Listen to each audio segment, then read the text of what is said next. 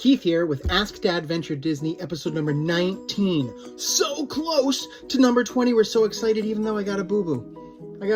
It's a Pikachu Band-Aid. We didn't have any Disney ones in the house. I know. Blasphemy. Maybe somebody needs to send me some Disney Band-Aids. If you're a small shop and you got Disney Band-Aids, hook me up. I'll give you a small shop spotlight, and then I can have Band-Aids that are Disney instead of Pikachu. But what are we going to do? We carry on, and we've got a new question from a friend of ours named Tilly. Tilly went ahead and sent us a message and asked, what is some of the worst advice that I ever received when I was planning my trip? Great question, Tilly. I got lots of advice. I've got tons of advice from my friends, lots of them that were such great pieces of advice, but I did get some that were bad. I did get some bad advice. And here are the top things that came off my head that people reminded me of. One thing, wear flip-flops. No, don't wear flip-flops. In my life, never wear flip-flops. Flip-flops just means you're going to trip and fall and get on somebody. People like flip-flops. They're nice and easy. You have to put them on. You have to put on socks. You don't have to tie them. Just put on a flip-flop. At Disney, flip-flops aren't protecting your feet from anything. People said, well, it rains a lot, and so your feet, you don't have wet sneakers. I want the protection. You're walking almost 12 to 14 miles a day in flip-flops? Come on!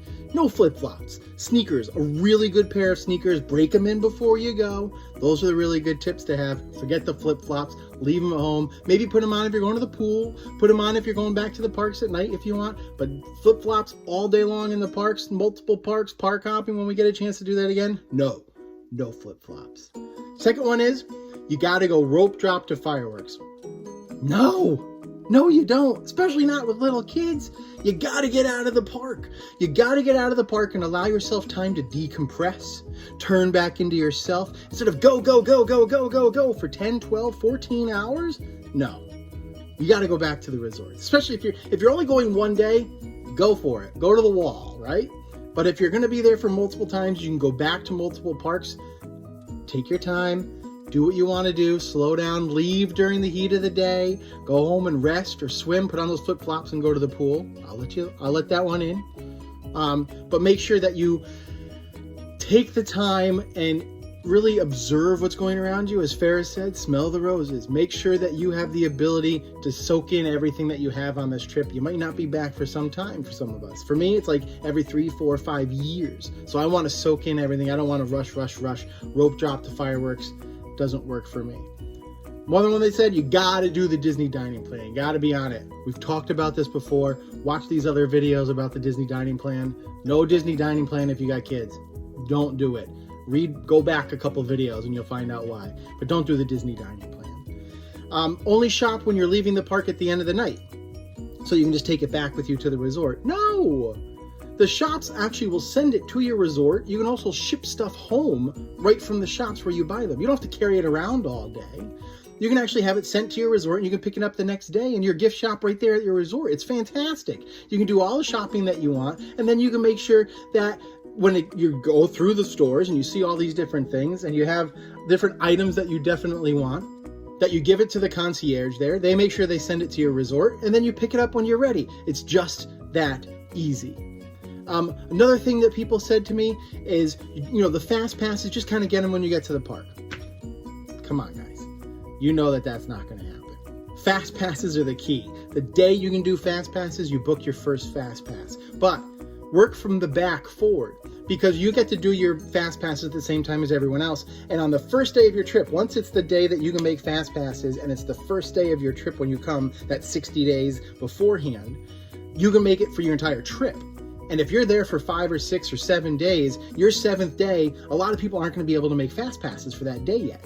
So if you start on day 7, work it out. My sister-in-law, who's a fantastic Disney planner, one of the things that she did is that she and her husband, my brother, they both were on their Disney accounts at the same time, making fast passes at the same time for each other. And they had 2 people doing it at once to be able to bring in as many fast passes as they possibly could. That was a really cool thing. So forgetting the fast passes till you get there, no. Book your fast passes the morning, the minute, as soon as you can. And there's some stuff on DADventureDisney.com. You can actually look at some of the pages that we have there. You can see all the different ways that we do fast passes. I went through the whole planning process. I shared all the tips that I could possibly have. And so you have those there for you to be able to look at, and then find the rides that you really want to have and be able to go on, and not just wait till the day you get there. That's crazy. The biggest piece of advice that drives me crazy, and I've done an entire Ask DADventure Disney about this. Our first podcast actually was answering this question too, was not to do it with little kids. Just wrong. You're wrong, sir. You want to bring kids. Disney is for kids of literally all ages.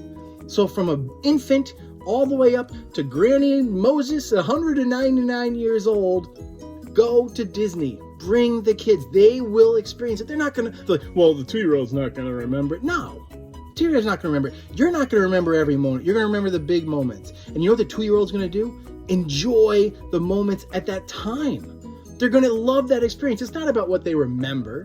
It's about the experience that you're having with them. And trust me, I was there with a 5 of 3 and a 1-year-old. And the 1-year-old loved every minute of it just as much as the 5-year-old in different ways, sure. And I loved it in a different way than my wife loved it. And then my kids loved it too. But we loved it in a way that made Disney magical for all of us, no matter what age we are.